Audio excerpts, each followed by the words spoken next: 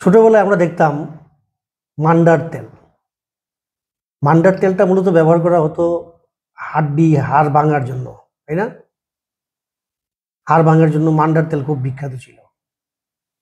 পরবর্তীতে মানে মান্ডার তেল হয়তো এখন যুগে যুগে যুগ যুগ ধরে চললো, এখন এটা প্রায় বিলুপ্তির পথে। মান্ডার তেল বলে এখন আসলে কোনো তেল আমার চোখে পড়ে না আর কি। কিন্তু আগে রিক্সার পিছনে, তারপরে আপনার বিভিন্ন লিফলেট বা বিভিন্ন ইয়েতে আপনার এই দেওয়া হতো মান্ডার তেলের অ্যাডভার্টাইজ।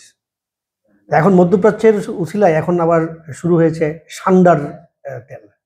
সান্ডা বেসিক্যালি একটা একটা নিরীহ প্রাণী। এটা মূলত মধ্যপ্রাচ্যের বিভিন্ন বালুময় এলাকায় থাকে এবং তাদের প্রধান খাদ্যই হচ্ছে ঘাস, লতা পাতা এবং ছোট ছোট পোকামাকড়। ওরা রৌদ্র খুব পছন্দ করে এবং ওদের গায়ের চামড়া খুব মোটা, এবং রৌদ্র পছন্দ করে বলে ওদের গায়ের চামড়াটা মোটা হয় এবং একটু হলুদাভ হয়।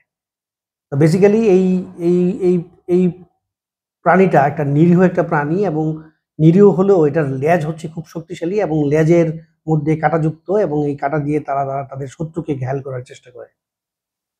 তো মধ্যপ্রাচ্যের এক ভাইয়ের উছিলায় এখন এই এই সান্ডা আমাদের দেশে খুব জনপ্রিয়, এবং সান্ডা খেলে আমাদের দেশের মানুষের মানে শক্তি বলবর্ধক হয়, এই ধরনের একটা কথা বা গুজব ছড়ানো হয়েছে, যার ফলশ্রুতিতে এই নিরীহ প্রাণীটা একটু বেকায়দাই আছে বলা যায়। তো এই সান্ডার উছিলায় আমাদের দেশের যে অন্যান্য মানে এই এই সেম গিরগিটি প্রজাতির যে অন্যান্য প্রাণী, সেটা হচ্ছে আমাদের এই গুই সাপ বা অন্যান্য যে সাপগুলো। আমাদের দেশের বাঙালির মানুষ তো আসলে গুজবে খুব চ্যাম্পিয়ন।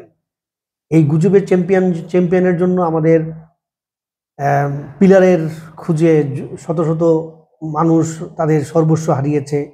পরবর্তীতে কালো বিড়ালের খুঁজে আমাদের মানুষ সর্বস্ব হারিয়েছে, এবং এর পরবর্তীতে যে আমাদের একটা নিরীহ প্রাণী তক্ষক, সেই তক্ষকের জন্য আমাদের হাজার শত শত যুবক ভাইয়েরা দৌড়িয়েছে এই তক্ষকের পিছনে, এবং ফলাফল কিন্তু শূন্য। এবং এই ঠিক একইভাবে বর্তমানে শুরু হয়েছে আমাদের সান্ডার তেল। সান্ডার নামে যে প্রাণী, সেই প্রাণী খাওয়ার ধুম। সেই প্রাণীটা আসলে মানে সান্ডা আর গুইসাপ কিন্তু এক না।